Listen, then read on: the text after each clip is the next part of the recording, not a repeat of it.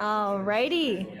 Hello, everyone, and welcome. I'm Em. I'm one of the librarians here at Rockland Public Library. We are so thrilled to be hosting tonight's event. Welcome to everyone joining us in person or over Zoom. For those of us joining on Zoom, which I believe is that camera, I want to remind you to please keep your camera and microphone off for the duration of the event. If you have any questions, you're welcome to type them in the chat throughout as you think of them, and then we'll address them during the Q&A portion at the end. And then for those of us joining in person, I have this handheld microphone here so that the people on Zoom can hear your questions as well when we get to the Q&A portion. First off, I want to list the next couple events that are coming up at the library next week. On Tuesday, where is it? Should be on here somewhere. There it is. Tuesday the 18th at 6 p.m. right here in the community room. We're going to be hosting Medicare 101 alongside Spectrum Generations and the Central Maine Area Agency on Aging. It's going to be taught by Jean McIntyre, who offers unbiased information about Medicare, Medicare Advantage plans, et cetera, and she explains how to save money and goes over sort of the process of applying to Medicare. So it's recommended for those turning 65 or anyone wanting a better understanding of Medicare and just in general. And then Thursday after that, on the 20th, also at 6:30, right here in the community room, we're going to be hosting, co-sponsoring with the Historical Society, ship portraits from the Penobscot Museum collection with Sipperly Good. And she's going to be showing Maine ship portraits with foreign ports in the background that were used to illustrate the ports of calls of various ships. It's going to be a really fascinating talk. So we're really looking forward to that. That is the 20th at 6:30. Excellent. I think that's it for me, so I'm going to turn it over to tonight's speaker. Ret Talbot is an award-winning journalist with over 2 decades of experience covering stories from some of the more remote corners of the globe. His assignments have taken him off the beaten track and put his readers face-to-face with stories of adventure, new ideas, and innovative approaches to commonplace and not-so-commonplace ideas and issues. He and his wife, Karen Talbot, frequently collaborate on projects and love to invite guests into their home-based gallery and studio.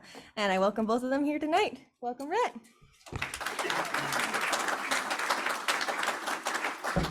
Thank you so much, Em. I appreciate that. And I appreciate all you do. Good catch. All you do for our community. I wanted to give you a White Shark glass to commemorate the event. And I also wanted to thank Jacob and Hello Books. We are so lucky in this community to have an independent bookseller like Hello Books. And we really appreciate them. And the fact that they're right there with Rock City, I mean, it doesn't get any better than that. So, fun for you. Thank you very much. Jacob has some books, and Karen has actually pre-illustrated some. So if you're interested in a book that has a Karen Talbot art illustration on the title page, that can be taken care of afterwards. All right. Well, it's a real treat to be here talking about Chasing Shadows. It's been a long time in the making. The book came out Tuesday. I've actually been speaking about it all spring, but it's a little different to be speaking about it once it's actually out and in the world. I still have my uncorrected proof that I'm reading from, so if I make errors, that's the fault of the uncorrected proof. This will be a little different than some of the talks that some of you may have heard from me in the past. I am a science writer, and I'll talk about a little bit about that, but this is much more of a reading event tonight, taking on a journey through this book, giving you, hopefully whetting your appetite, and hopefully you'll want to purchase one and read the whole thing. I'm super lucky to have Karen Talbot, my wife, and more importantly, a scientific illustrator who did the illustrations for this book. She's here tonight, so. And you're all invited to a party at our gallery tomorrow night at 6 p.m., but we'll talk about that at the end. Okay, so Chasing Shadows is a collaboration between a scientist, Greg Skomal, and a science writer. That's what I do for a living. And to give you a little bit of a sense of what that means, this slide might be helpful. On the, let's see, on this side, the far side, the side furthest away from me, is an actual journal article. And then over here is the article that I wrote for National Geographic about that journal article. You can see without going too deep that they're very different. My article in National Geographic takes a much more narrative approach. So there are characters, there is scene setting, there's dialogue even in the story. And that's the way that I hopefully, as a science writer, bring the reader in so that they can then grasp all this other information that might otherwise be inaccessible or just not as fun to read. So Chasing Shadows is narrative nonfiction. And by that, I mean that it is a book where we're telling the story of the resurgence of the white shark in the Western North Atlantic. It is a conservation success story at its heart. It's told through the eyes of Greg Skomal, who happened to find himself in the middle of it quite unexpectedly. But it's told in a way that hopefully it's very accessible to any reader. If you're interested in learning more about what it's like to be a science writer and what that's all about, I am speaking at the National Wildlife Refuge Visitor Center later this summer, and that's a talk that's so much more geared towards what it's like to be a science writer. The only other thing I'll mention here is that the book, we actually made a very late strategic decision when writing the book. We actually changed from the third person to the first person. So when you read the book, you'll notice that it's written in the first person from Greg's perspective. And we made that decision because we felt like it connected better with the reader and just made the whole thing come together more.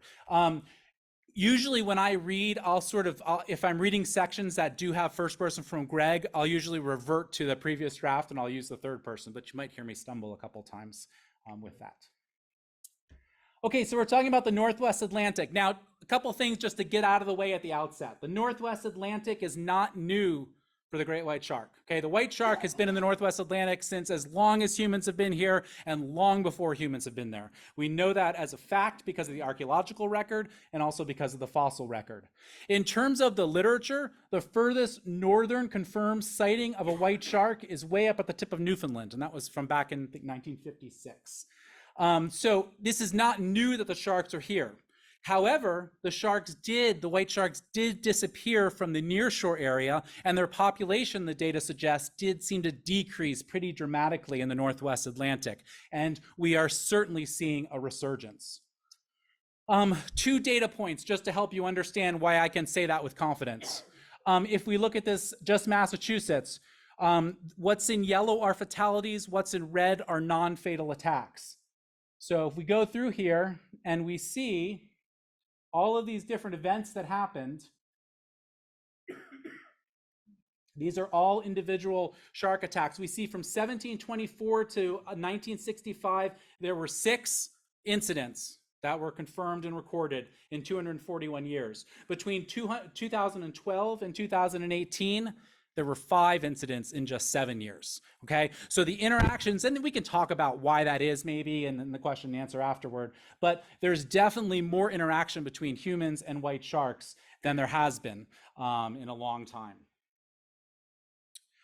So this is Mueller. And when I sat down to write this book, one of the things that Greg and I felt strongly together that this was a conservation success story. And yes, there are public safety issues and we address those in depth in the book. But more importantly to us, it's a conservation success story. We wanted to really tell that story. And yes, Greg is at the center of that as a scientist who's studying these sharks, but the shark itself is really the main character here. So we wanted to start with the shark, and we wanted to make sure that throughout the book, we continually put you in the water with the shark. And so, so the first chapter opens with a very specific shark, and we know where this shark was at specific times during a very fateful day in 2018 when there was unfortunately a fatality because this shark was tagged, and we actually know specifically where it was along the coast, and we can make some guesses about what it was doing. The morning sun cut through the green-hued water, casting bright downshafts of light that undulated along the slate-gray back of the 11-foot shark. It moved effortlessly, or so it appeared, but also with intimidable purpose. If a fish could swagger, this is surely how it would look. From the side, its pointed snout, large dorsal fin, and crescent-shaped tail disclosed its identity. But it's the color, the abrupt demarcation between dark upper and glaring white underside that is unmistakable to even the most casual observer. The white shark is commonly called the great white because the mere mention of its name conjures up larger-than-life imagery. In the face of those jaws or that dorsal fin, those are, of course, the most common tropes. Anything short of hyperbole falls flat. The shark's confidence becomes arrogance, its efficiency aggression. It's frequently called mythical, and while it does occupy a central role in the mythologies of many cultures, there really is no need to idealize or embellish. The actuality is enough. The hard reality is that this animal is about as close to perfection as any animal in existence today. Everything about the white shark is purpose-built to excel in one of the world's most mythical environments, as it has done for millions of years. The white shark swam here when glacial Lake Cape Cod was still draining, when humans emerged, and when the dinosaurs went extinct. The white shark's ancestors managed to survive every mass extinction event since they arrived on the scene more than 450 million years ago. To call the white shark an evolutionary success story would be like saying Leonardo da Vinci was a reasonably competent artist. The white shark is no myth. It is no accident or aberration. It is the result of a sequence of precise adaptations achieved over millions of years, and it has culminated in this, a near perfect, albeit little understood animal, swimming steadily north along the outer cape on a mid-September morning. So, we have a lot of perceptions about white sharks in the general public, and those perceptions, that sort of psyche about white sharks, has come to us because of a number of different things. One of them is a fellow by the name of Frank Mundus. Does anybody know that name? So Frank Mundus is said to be the character upon which Quint in the novel and then the movie Jaws is based, the shark hunter Quint. And Frank Mundus was an incredibly colorful person, and he really helped to establish for a lot of people that white sharks, well, sharks in general and white sharks specifically, were monsters or should be viewed as monsters. And that's very much has to do with sport fishing and the role of sport fishing.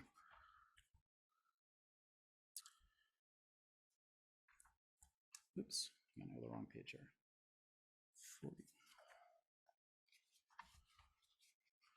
There we go. Okay. Sport fishing in the ocean for big game like tuna and billfish is as American as baseball and apple pie. Although sharks have been a major component of the sport fishing for more than the last half century, it wasn't always that way. Throughout the first 60 years of sport fishing history in the United States, sharks of any species were looked down upon, derided, and despised. In almost all cases, shark fishing, when it did occur intentionally, was a means to an end, to rid the water of a dangerous scavenger that was little studied and even less understood. Even as anglers became concerned with conserving the sport fish they coveted, most continued to view sharks with abject disdain. And in so doing, they helped inform the public's opinion of sharks as evil villains. In 1898, off Catalina Island, Charles Frederick Holder became the first known angler to land a tuna on rod and reel. For many, this was the moment when recreational sport fishing began as a formal pursuit. Holder, who came from a wealthy New England family, went on to create the first game fishing organization, the Tuna Club of Avalon, which in turn created a template for the creation of other such clubs around the country. In the beginning, sport fishing, especially for big game species, was accessible only to men, and they were almost exclusively men, with expensive boats, expensive specialized fishing tackle, and the financial means to travel. As sport fishing grew in popularity, it remained largely the purview of the wealthy, but that began to change in the years leading up to World War II, and especially in the post-war boom. Nowhere was this more pronounced in the United States than in the New York Bight, and especially on the eastern tip of Long Island, in a sleepy fishing village turned sport fishing hub called Montauk. Montauk's rise as a sport fishing capital was due, at least indirectly, to the vision of Carl Fisher, who after developing Miami Beach, Florida, set his sights in the mid-1920s on creating what he hoped would become the Miami Beach of the North. Part of the beauty of the eastern extent of Long Island was the fact that this virtual wilderness of prime acreage was easily accessible by train from New York City. Once Fisher reached the land that separated a large freshwater lake from the sea beyond, the area became one of the best harbors in the region, with easy access to Block Island Sound and the Atlantic beyond. Fisher's dreams were ultimately dashed by the bursting of the Florida real estate bubble, the Wall Street crash, and the ensuing depression.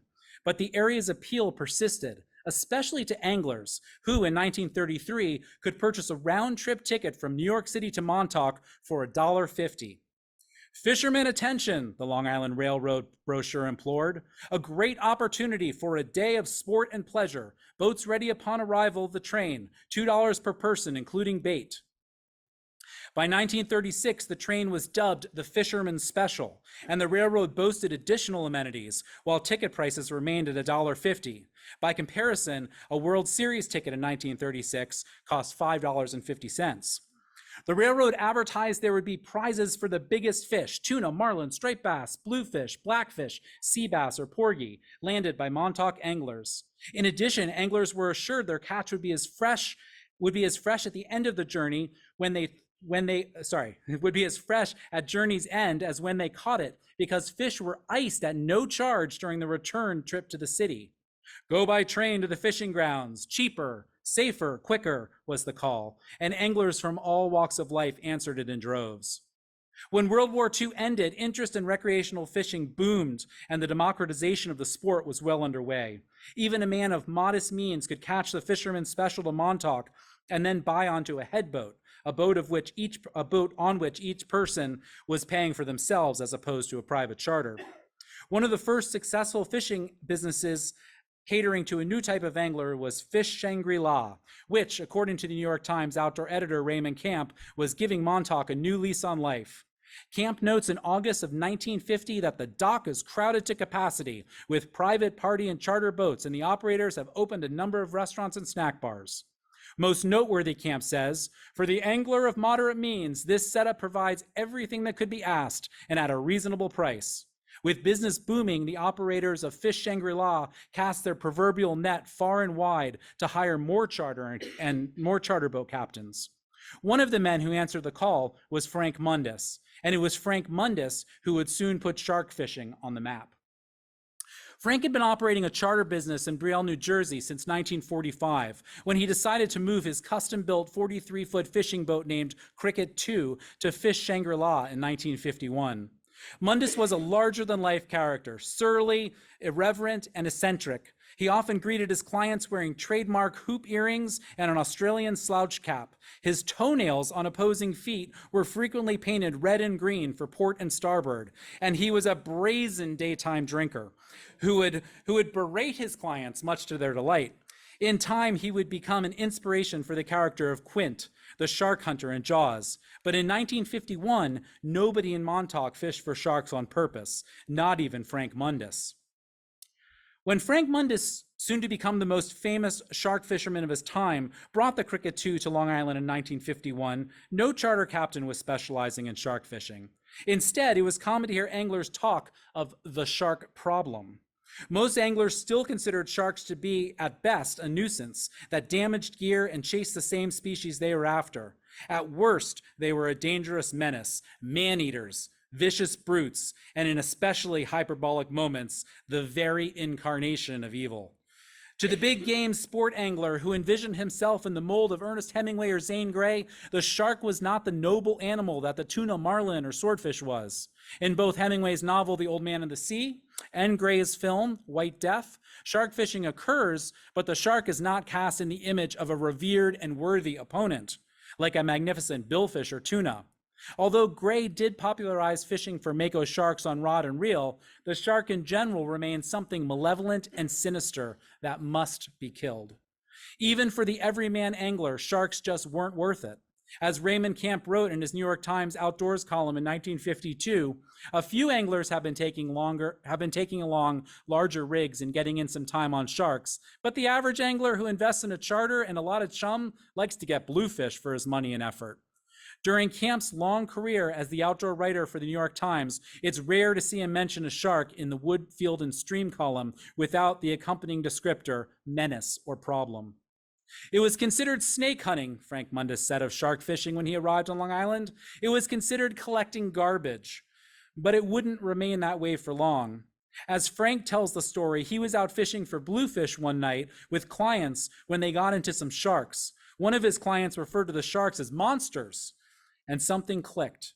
Frank tells Russell Drum in his book, In the Slick of the Cricket, "You couldn't say shark fishing. We needed a fancy name. 3 idiots came walking down the dock, and I'll tell them, we're going monster fishing. They said, okay. they was shark fishing and they didn't know it. It worked. The only thing we caught was sharks. The next time they said, let's go shark fishing. I was chumming people with a twist of a woid, from sport fishing to monster fishing. It was poor man's big game fishing, Frank said, and that's exactly the way he said about marketing it. Now, there are other reasons that we have the perception that we have of sharks today. The United States military, specifically the Navy and to a lesser extent airmen, were very concerned about protecting either sailors whose ships were sunk or with protecting airmen whose planes were shot down into the water. And this became a favorite of the media. Whenever a ship was sunk or whenever a plane went down, almost without fail, they used the word that the sailors or the airmen found themselves in shark-infested waters, which certainly wasn't true all the time. So the United States invested a ton of money in this. The Indianapolis is certainly the best example, and this was a ship that was torpedoed, and many men survived the initial torpedoing and then were subsequently attacked, and many were killed by sharks. And so that certainly is a real event that happened. But the United States military, I would argue, and we argue in the book, did at least as much as Jaws in terms of establishing our idea of sharks as sort of evil villains and monsters.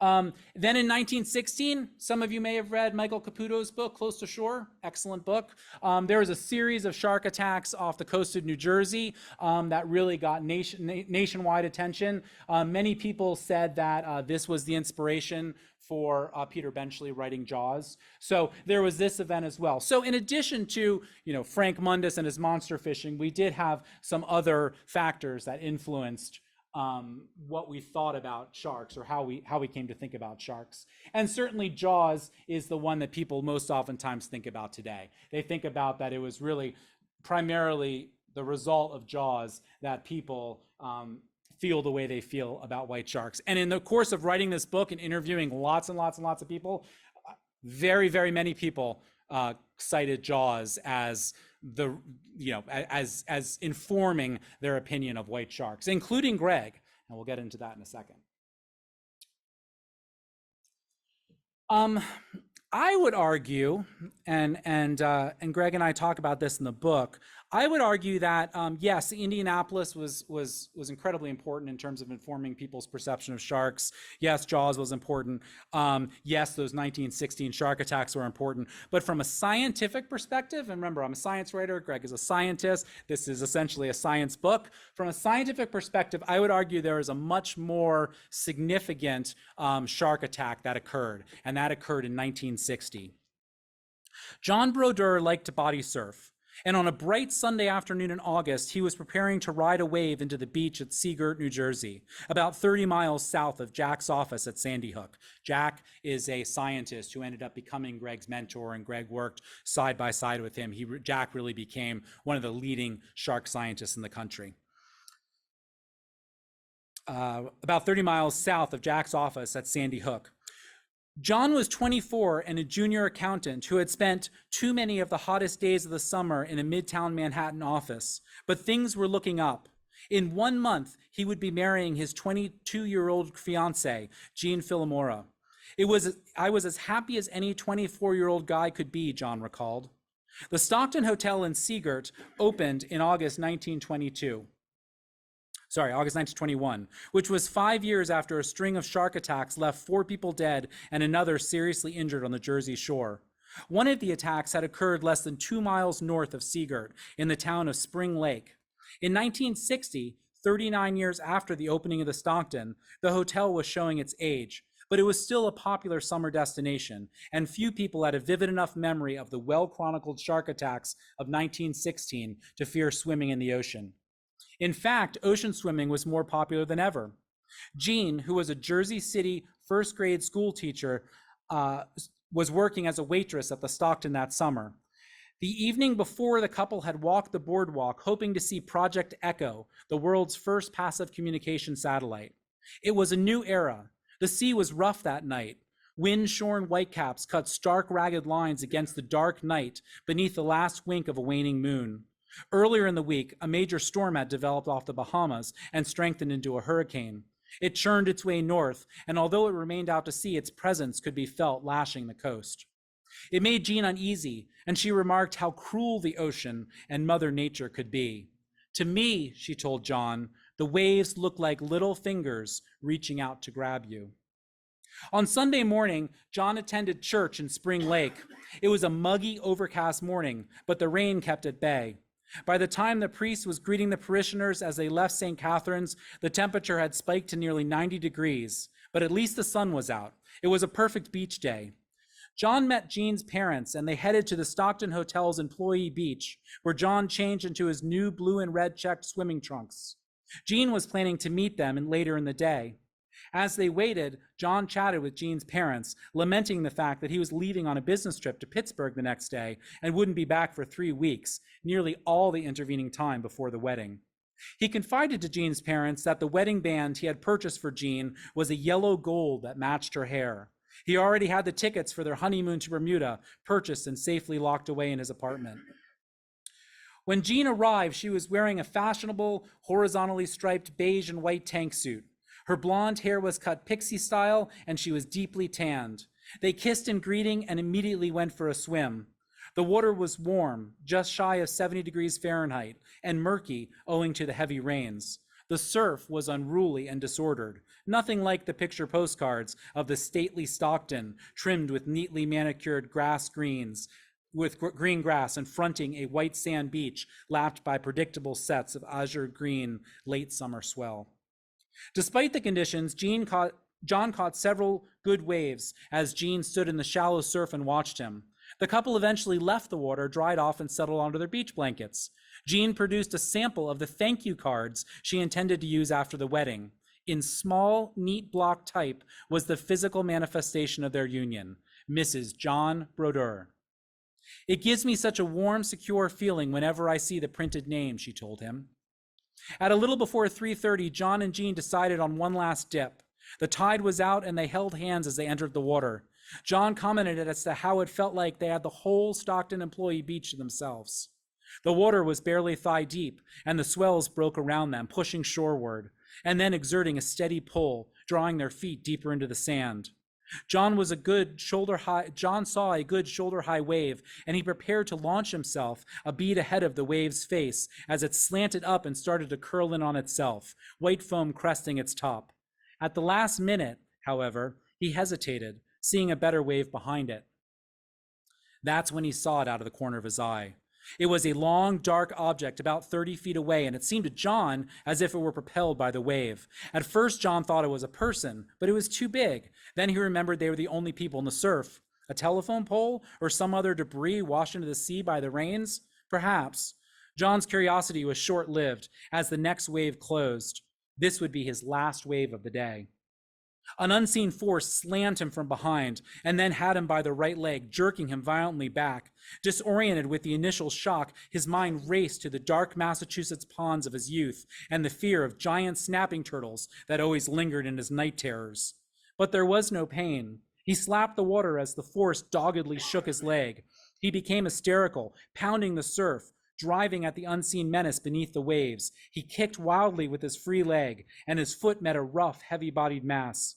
With his hands, he found his assailant underwater and hit it with all his strength, cutting his fingers in the process. That's when he saw the blood, his own blood, and so much of it. The ocean drew back upon itself, widening the brilliant red smudge in which ragged chunks of torn flesh bobbed to the surface like chum. This was it, he thought. This was the end. God save me. He was aware of Jean screaming for the first time, screaming for help, screaming in fear. John found his own voice as if seeing the light from the bottom of a very deep well. Jean, Jean! He needed to warn her, to tell her to get out of the water, away from the thing that was going to kill him, but all he could do was shout her name. Jean! As the large wave closed in around John, he momentarily blacked out. When he came 2 seconds later, Jean was there at his side.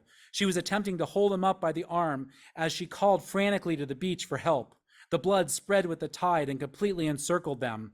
Before he passed out again, John saw 3 men running into the surf.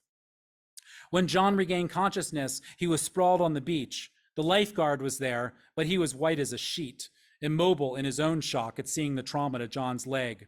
Blood pooled in the sand, its acrid smell like the copper top of the hotel's bar. The back of John's calf was tattered pulp, flesh and muscle torn from ankle to knee and flecked with beach sand and tendrils of seaweed. The protruding bone end was crushed. Bystanders slid in and out of John's vision like shadows on a screen. He was nauseous. Jean was crying. Other bathers rushed from the guest beach. A man's face came into focus. It leaned in at him, unlike the others who either recoiled in horror or simply looked on slack-jawed with a morbid curiosity. This face was determined.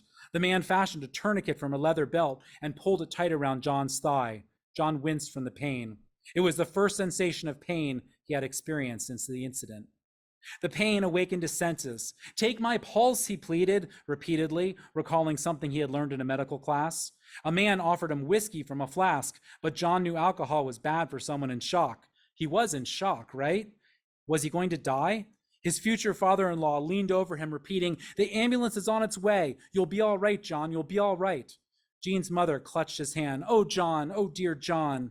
John slid back and forth between bouts of conscious clarity where the pain scalded, and he pleaded for someone to take his pulse, and then the shadowy world where reality became as dark as the previous night, when Jean had remarked how cruel the ocean could be. A priest came running from the guest beach and muscled his way to the forefront. "Is this boy a Catholic?" "Yes," Jean's father said. "Please stand back, everyone," the priest said. "I would like to administer the last rites." John, in his delirious state, responded by insisting, "It must have been a snapping turtle." The last thing he remembered before passing out again was a confident voice that said, "No snapping turtle did that. It's a shark bite." And in fact, it was a shark bite, and John did lose his leg. The doctors tried to save it, but they about a week after the initial attack, he did lose his leg. His leg was amputated. And predictably, it did result in a major shark hunt on the coast of New Jersey, looking for the shark. Many sharks were killed. It was never determined what shark had actually attacked John. But more important, and you'll remember that I said that the reason this shark attack I think is so important, the reason we wanted to bring it back into people's consciousness, is because it really set the stage for shark science. This is Jack Casey, the fellow that I mentioned earlier, who ended up becoming Greg's mentor. He was working for this lab, which was part of a national organization, a national entity called the Bureau of Sport Fisheries, which was a precursor to NOAA.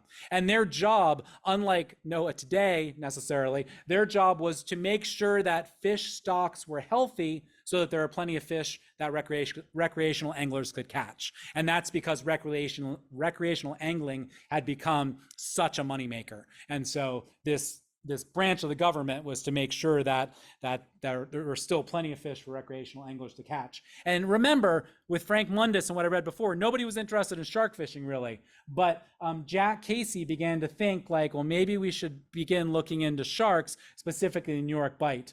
This picture in the top there with those young men, with all of those are juvenile white sharks. They did a bunch of surveys in that area just off the New Jersey, New York beaches, and they landed all of these juvenile white sharks. Now, some of you may have heard of Osearch and Chris Fisher, and some of you may remember when Chris Fisher went on Good Morning America, the Today Show, a couple years ago, and said they'd found the white shark nursery in the Atlantic, and it was just off the coast of New Jersey, the New York Bight. In reality, Jack Casey discovered that and actually published it in a paper much earlier. 1962, I think, was when this photograph was taken, and he published it in 1985. So really the inspiration behind Greg and Greg's work. Greg as a individual obviously plays a central role in this text. We really look at the resurgence of the white shark population through the eyes of Greg, because he was the one who was really there and quite unexpectedly found himself right in the middle of this major event that was happening. So of course we needed to establish Greg's origin story, Greg's story in here. So one of the first questions I remember asking him in one of our first interviews was, so what's the first shark you saw? The first shark I saw was on television. The first shark I saw was on television. It was 1968, and I was 6 years old. My family, and I'm reading in Greg's first person voice, my family, me, my parents, and my 6 siblings had recently moved to the big 1915 brick colonial house on Lookout Drive in Fairfield, Connecticut. From my bedroom on the 3rd floor, I could just make out Long Island Sound. In the other direction was the sweep of the Brooklawn Country Club golf course. Founded in 1895, when this area was both the center of Connecticut industry and one of the most fashionable New England cities, Brooklawn remained a bastion of a bygone era, even as the surrounding neighborhoods lost a touch of their gilt in the waning years of the 1960s. While my house didn't retain all its period details, was ready for more than a few home improvement projects, it was perfect for our large family, and my father had gotten a good deal on it. Off the back of the house and overlooking the 16th green of the golf course was a large sunroom where our only television set resided. It was one of those large boxy affairs that dominates a room owing to the state-of-the-art cathode ray tube technology. With 7 children ranging in age from 14 to just under a year, securing the television for a specific show was rarely a foregone conclusion. But on that night in 1968, ABC was airing the first episode of the US version of The Undersea World of Jacques Cousteau, and nobody was fighting to turn the channel. My brother Bert, who shared the large bedroom on the 3rd floor with me, sat beside me. Bert is a year and a half younger, and as the show began, he noticeably recoiled from the television as the otherworldly shape of a hammerhead shark swam out of the darkness towards the camera. The shark was filmed from below, and because of the thick lead glass commonly used in tube televisions, the colors were muted, lacking the real-world clarity with which the modern viewer is accustomed. The result was a preternatural feel, heightened by a musical score hovering between dread, anxiety, and the paranormal. The title Sharks appeared on the screen in a mustardly yellow as the hammerhead turned and circled back. A clash of cymbals broke the pounding cadence of kettle drums. The intensity swelled and ebbed like a dangerous riptide as the shark circled. Nearly 30 seconds in, Rod Serling, whose voice was readily recognizable to my parents as the Twilight Zone's narrator, began, as he had done for countless Americans with his science fiction tales, to transport me into another world. It was a world that was as mysterious and beguiling to me as space to an aspiring astronaut. To understand him, Serling said of the shark, he must be met on his own terms, in his own environment. While I was too young to recognize Serling's assertion as a challenge, a life calling, that's exactly what it was. Now, I did say that that Greg was influenced by Jaws as well, and he was a rising freshman in high school when Jaws came out. And he did go and see it, and it did have a major effect. So the first shark he saw and became fascinated with sharks. He used to run around. His sister told me he used to run around with like a little red beanie cap on as a kid. So he loved sharks and he loved the ocean, and we talk about that a lot in the book. But when he saw Jaws, whereas he talks about a lot of people sort of being told don't go into the water, he was drawn into the water by this movie. He graduated from college in 1983 from his undergrad, University of Rhode Island, and that's where we picked this up. During the summer of 1983, Greg thought a lot about the scene in the original Jaws movie where Police Chief Brody, absentmindedly fidgeting with the foil on the neck of a bottle of Beaujolais, says to Hooper, "Why don't we have one more drink and then go down and cut that shark open?" In the movie, Brody and Hooper have watched a posse of local fishermen triumphantly land a large shark at the town dock earlier in the day. The fishermen are intent on slaying the man-eater that killed a young boy. The mayor, resolute in his decree to keep the beaches open and the tourist dollars flowing through the summer holiday, proclaims as fact the story sweeping the dock. This is the shark that killed the boy. It's safe to go back in the water. A reporter and photographer in the process of consecrating the narrative in what they hope will be a nationwide media blitz, because the shark attacks on Amity, like most shark attacks, will be national news. But Hooper remains rationally unconvinced. While other characters are motivated by political pressure, ego, and fear, Hooper, the scientist, focuses on objective truths, what he can observe, measure, and ultimately dissect. The scene in the movie is rowdy. The crowd alternates between jeers and cheers, celebratory bedlam as the animal is hoisted aloft. It's a mob wielding fishing rods and harpoons instead of pitchforks. One man has a rifle. Salty fishermen speculate on what species the shark is as they peer into the blood-slathered, toothy mouth of a monster. 2 arrows dangle from the flank. A large hook pierces its snout, causing the mouth to gape. It's a lynching, a hasty conviction at the gallows without due process. A witch at the pillory, no evidence, no data. Yet at this point in the movie, most every person in the theater is rooting with the crowd on the dock. They are hoping this is the man-eater, even though they know their optimism will be short-lived. Such is Spielberg's magic. The audience is caught up in the frenzy of the hunt, the revenge kill, the vindication, man triumphing over the monster and making the wilderness safe again. It's primal. But that's not what Greg saw sitting in the movie theater in Fairfield, Connecticut. Greg saw something entirely different, something that would ultimately change his life and lead to him dissecting sharks alongside Jack and Wes and other scientists up and down the New England coast in the summer of 1983. Greg saw Matt Hooper approach the shark, steadfast and determined. He's unemotional against a backdrop of hysteria. He observes the animal as a scientist. He's rational, thoughtful, deliberate, objective. Blocking out the noise, he acts methodically.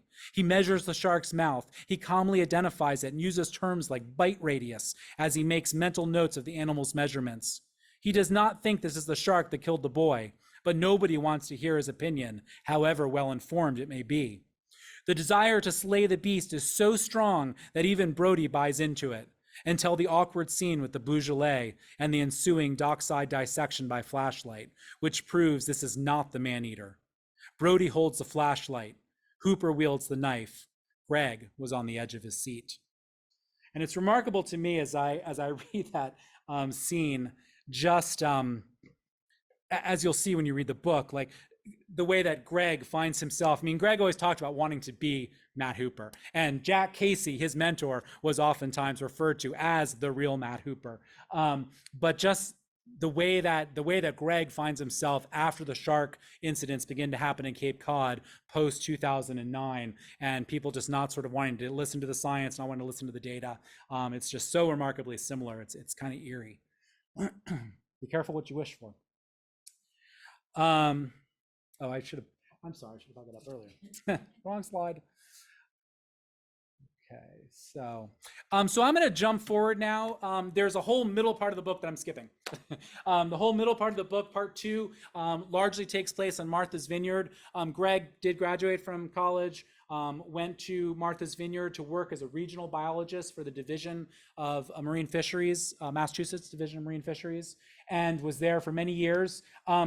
There were some white shark sightings. There were a few white sharks that got caught in fishermen's nets. There were a few white sharks that were spotted here and there, but really it was a rare event species. White sharks were not here. And Greg had sort of come to terms with the fact that he was never really going to get to study white sharks. And he was studying other sharks, a bunch of other sharks that were local to those waters, and he was enjoying his work very much.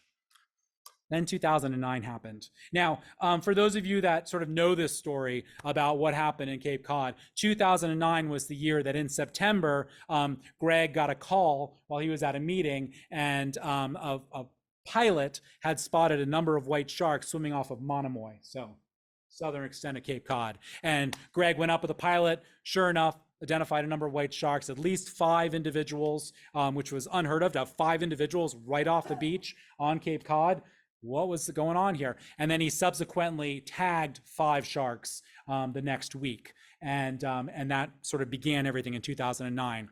But as he goes back, and I was interviewing him and sort of talking about it, as he goes back in his own mind and thinks about what was going on before that happened, before September of 2009, there were lots of signs. There were lots of sort of breadcrumbs that this was coming. And Greg says a number of times in the text, he talks about sort of a slap in the face. And you know, the 2009 tagging 5 white sharks is a slap in the face.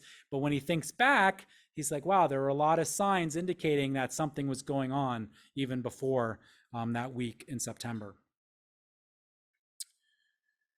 So this is August, 2 weeks earlier, 2009. Bruce Bean and Rod McKinnon launched their sea kayaks from Calyard Landing in North Chatham on the 15th of August, 2009. Despite being a Saturday morning in mid-August on Cape Cod, it was still pleasantly quiet at 8 a.m. as they pushed off from the beach and pointed their boats south. Both Bruce and Rod were paddling 18-foot fiberglass sea kayaks, and it was clear to anyone observing them from shore that these guys were not weekend warriors. They were experienced kayakers paddling performance boats, and they wasted no time.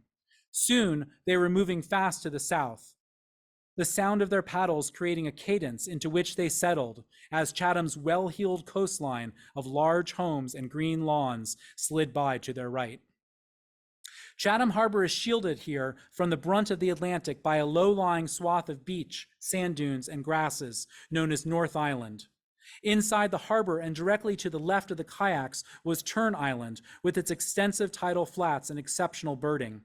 The undeveloped island, which was a mass Audubon sanctuary, came to a point on its southern end just across from the bustling Chatham Fish Pier, where Bruce noticed a family watching seals follow a fishing boat to the dock.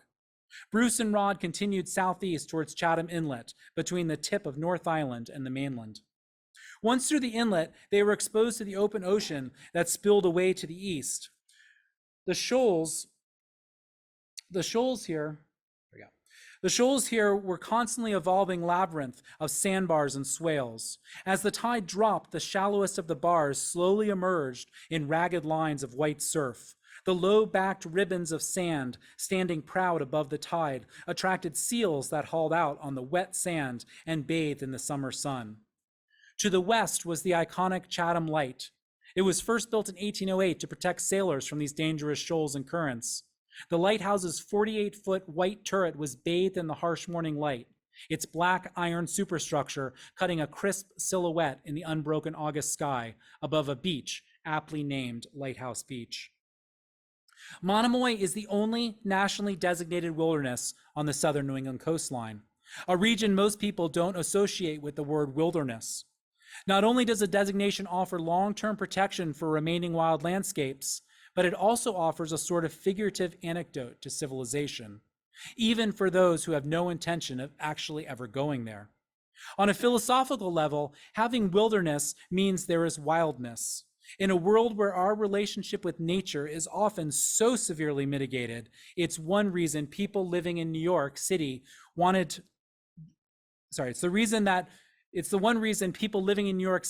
became passionate about wolf reintroduction in Wyoming. It's not that they wanted to see a wolf necessarily, certainly not up close, but the knowledge that something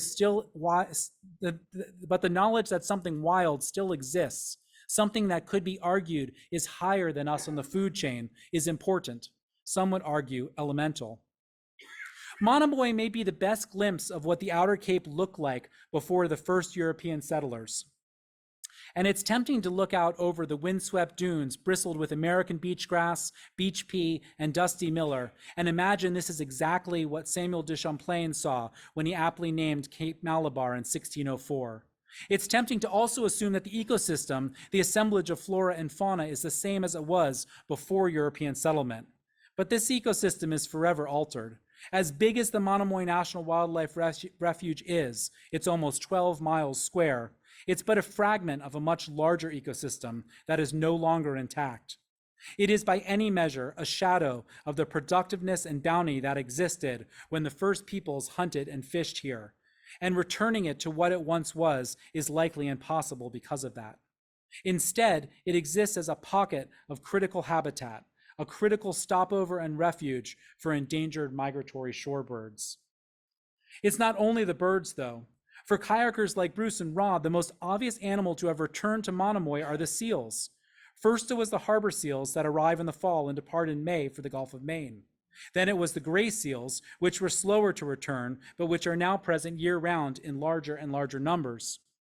Many of the seals returning to Massachusetts were doing so by migrating south from Canada. At first, they would simply haul out at various locations as they spent time in the region. But soon, thanks to both state and federal protection, we're talking about the Marine Mammal Protection Act of 1977, they started reestablishing breeding colonies It was something that no living New Englander had ever seen, and opinions were mixed. Wildlife managers tended to see the return of seals in large numbers as proof that management strategies were working, which they assumed would lead to a healthier ecosystem overall. Tourists were willing to travel and even pay to see the seals. Fishermen were not so sure. By the late 1980s, the harbor seal population in New England had nearly doubled, and in 1990, the first gray seal pup was observed at Monomoy. The gray seals were a much larger animal than the harbor seal. Male gray seals can potentially grow to 8 feet in length and weigh as much as 800 pounds. By comparison, the largest harbor seal may sometimes exceed 5 feet in length and seldom pushes more than 250 pounds. A smaller juvenile gray seal is readily differentiated from similar-sized harbor seals by their long snouts, which have earned them the moniker horsehead seals. While they were slower to return, the gray seal population was now increasing dramatically. In the 19 years since the first gray seal pup was documented in Monomoy, the annual surveys had recorded fewer than 10 pups in any one year. But in 2009, a total of 68 were documented. It was about 8:45 a.m. when Rod paddled his kayak over to Bruce to hand him the camera. In addition to the seals hauled out on the sandbar, there were several in the water swimming near the kayaks. Bruce always felt more relaxed when seals were around, because he figured if the seals were acting relaxed, there was little chance of a big predator lurking nearby. Rod nestled his kayak in beside Bruce's boat in a maneuver boaters call rafting. He passed the camera to Bruce so he could shoot some pictures of Rod.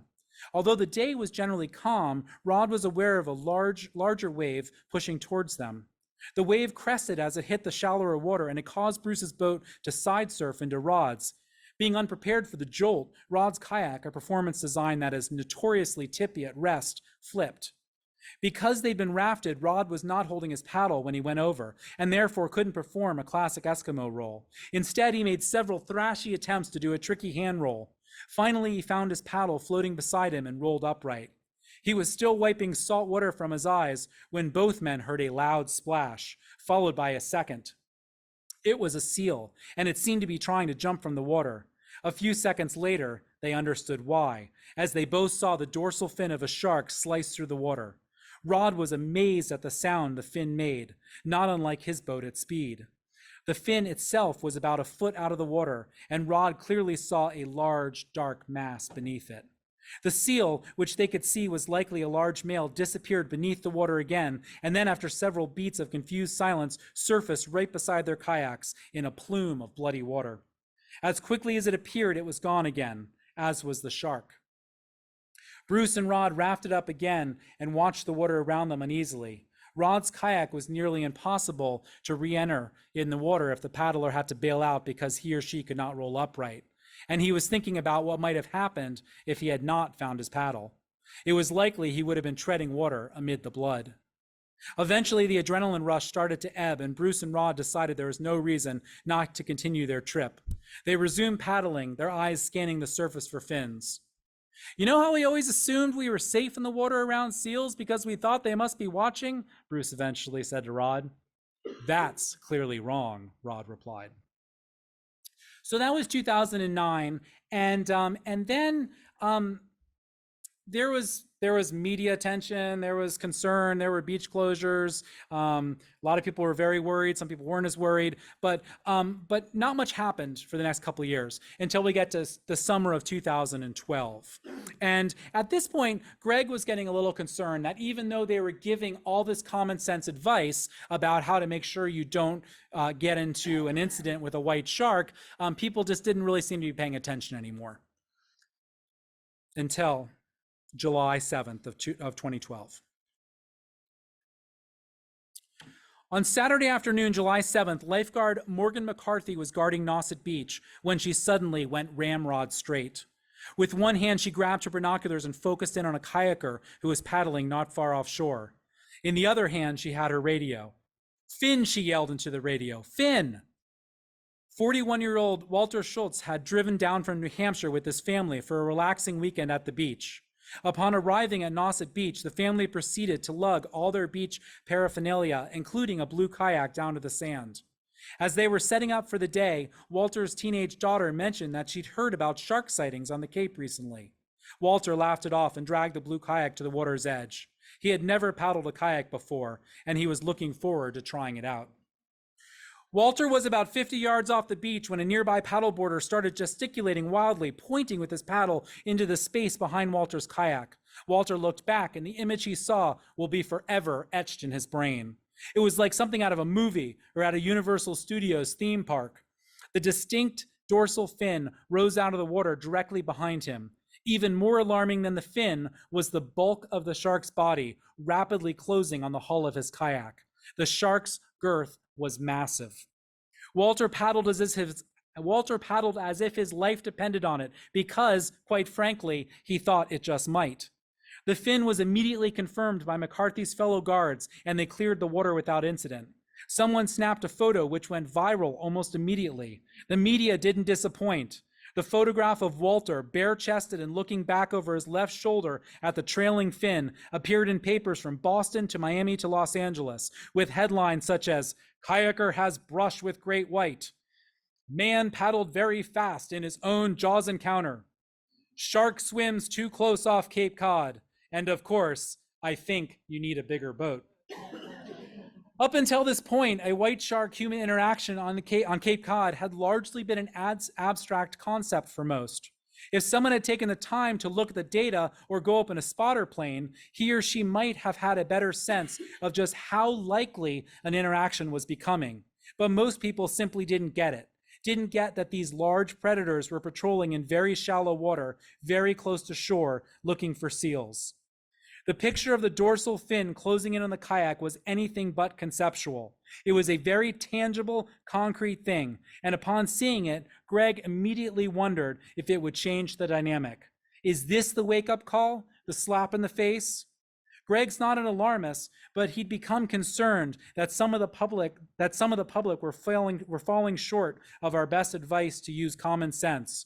Greg wondered if this image would change people's perception of the risk posed by white sharks. It was one thing to see an aerial photograph of a large shark, even when close to beachgoers, but when the image is flattened into one dimension from above, it somehow isn't as real.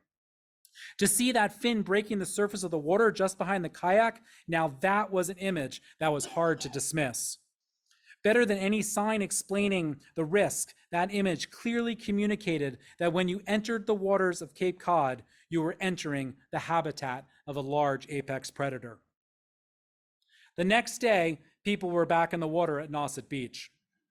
Most seemed unfazed by the incident. Some said they trusted the system of lifeguards and spotter pilots. Others said that the chances of being attacked by a shark were so low as to be laughable.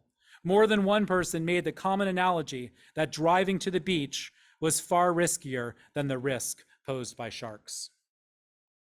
Unfortunately, as you probably know, there was a fatality in 2018 when a bodyboarder was attacked and killed by a white shark off of Cape Cod.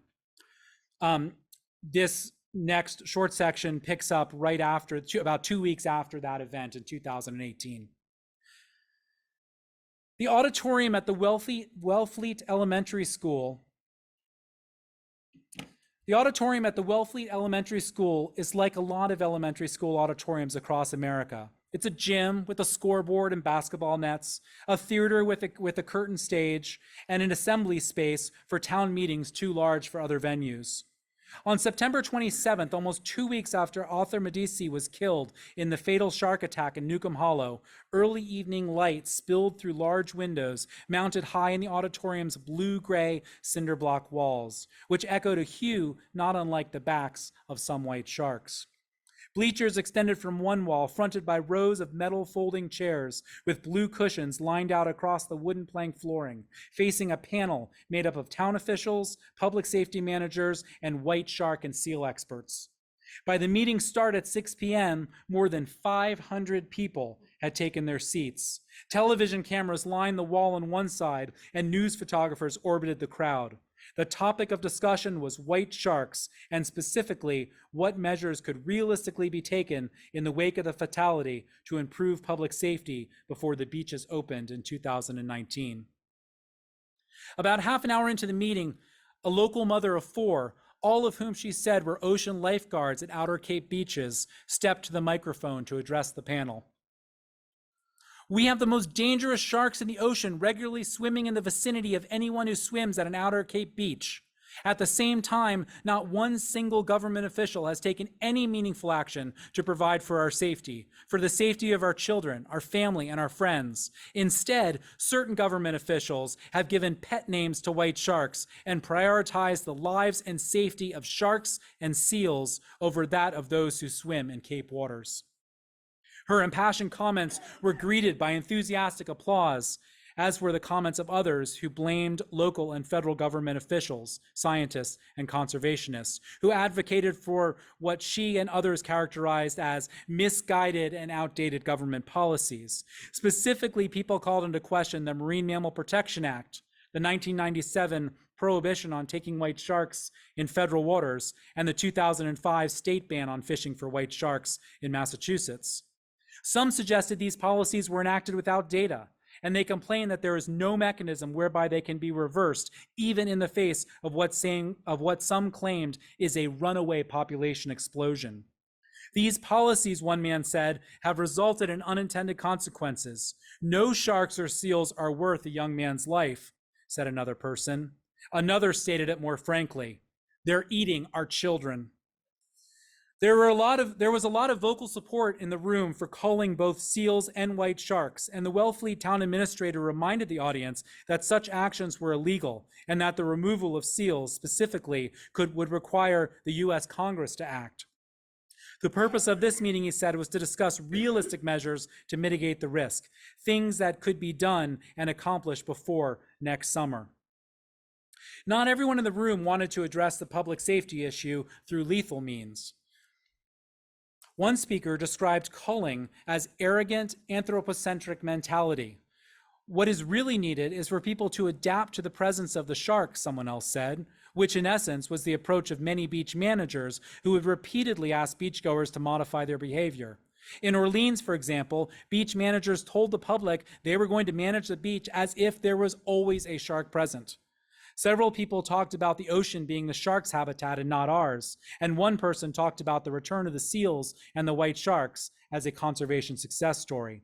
There was applause for those positions as well, and it became clear that the room, just like the Cape, was divided. Surveys and polls consistently showed that the majority of people were keen to find a way to coexist with the sharks, but just about everyone who spent time in the ocean on the Outer Cape was struggling on some level. Wellfleet Select Board member Kathleen Bacon summarized attitudes well. We have lost our liberty, innocence, and the sense of abandon one feels in diving into the Atlantic, she said. We have entered an era that will require mindfulness and caution. Now, spoiler alert, there's no silver bullet that Greg and I reveal in this book to resolve the shark issue. It continues to go on. The Cape continues to be divided. That's obviously expanded, especially with our unfortunate fatality in Maine in 2020. People have different ideas about how we should deal with this. And we get into that a lot in the book. But I want to end tonight by talking about really this conservation success story and returning to that and really asking some really difficult questions that I think we need to be asking ourselves. When Richard Ellis and John McCosker published their 1991 treatise titled Great White Shark, they wrote, "We are concerned about the fate and future of the white shark. And if this book has a purpose beyond exposition, explanation, and entertainment, it is to make very clear the plight of this great fish, so reviled, feared, and assaulted that it may be in danger of disappearing forever." For those living on Cape Cod today, Ellis and McCosker's caution may seem unbelievable, but at the time of the writing, there were no shark management measures at all on the Atlantic coast of the United States. It wouldn't be until 1997 that the white shark received federal protection, and even later until the species received protection in various states along the eastern seaboard. Cape Cod's white sharks are some of the first tangible evidence that white shark numbers in the Northwest Atlantic may be rebounding from low levels. We've come a long way, but we still have a challenging path ahead. When people advocate for an imperiled species, the situation may seem so desperate that it's hard to imagine what success might look like. It's even harder to imagine how that success could trigger a return to the very same mentality that caused the species to be imperiled in the first place. But that might be what we are seeing in the Northwest Atlantic with white sharks, a shift in perception. Restoring an apex predator to an ecosystem is a monumental task, and there are few successful examples. In part, this is because we, as humans, are loath to give up territory we've claimed. We returned the gray wolf to Yellowstone, but we shoot it when it leaves the park boundaries and enters our territory. Since the second decade of the 20th century, we've claimed the ocean as our escape, our respite, and our playground. We slayed the monsters that inhabited it, and we tamed it with lifeguards and a bevy of amenities, ranging from toilets to food huts. In our collective view, the ocean became safer, and over a century, we slowly altered our behavior toward it. We developed more seaside resorts and beaches for recreation. We spent more time in the water. We introduced our children to it. We learned to surf and boogie board and paddleboard. We designed wetsuits, allowing us to extend our range northward and longer into the colder months. Ultimately, we gave ourselves the impression that we had conquered it. We made it both suit and serve us. Now the white shark has returned to one of America's most iconic summertime destinations, and it's challenging our perception of what the ocean is to us. For the first time in a long time, we have a hazy sense of what it means not to be the top predator. For the first time in a long time, we've had to consider what it means to be prey, even if only mistaken as such. What do we do with these emotions? Do we celebrate our ecological success, the restoration of an apex predator to an ecosystem, or do we defend our hard-won territory? Is there a middle ground? We have some hard decisions to make, and how we make those decisions will say a lot about us and how we perceive our place on this planet. Ellis and McCosker struggled to find optimism at the end of their book. Extinction and endangerment are our legacy, they write, and included on the long list of the world's depleted species is the great white shark. There are many more reasons to be optimistic about the white shark today, but that optimism will only prevail if scientists like Jack Casey, Greg, and Megan Whitten continue to carry the torch from one generation to the next, motivated by our admiration, respect, and even a bit of fear for these remarkable animals. And if you'll indulge me, I'd love to give the shark the last word. So I just have 2 paragraphs here. As I said, we begin the book with a shark. Sharks play a major role in every chapter.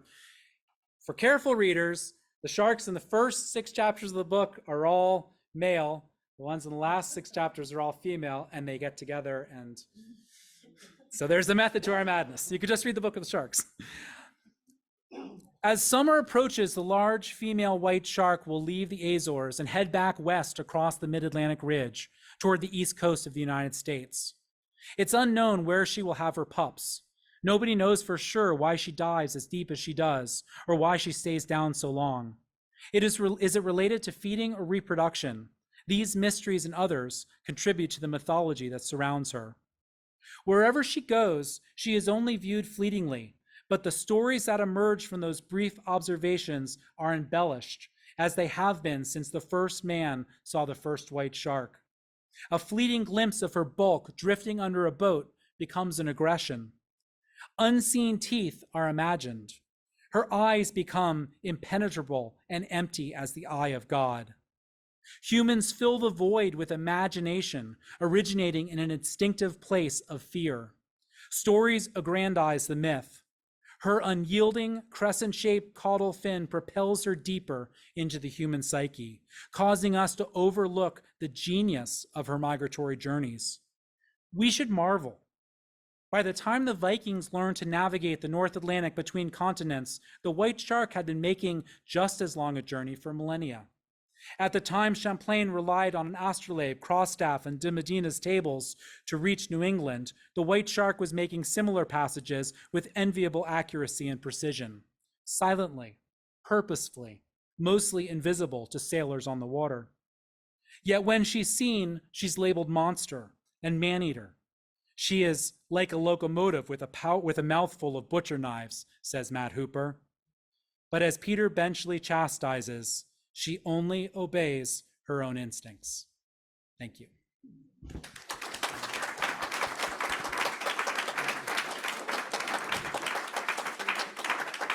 Thank you so much, Ret. That was Yes. fantastic.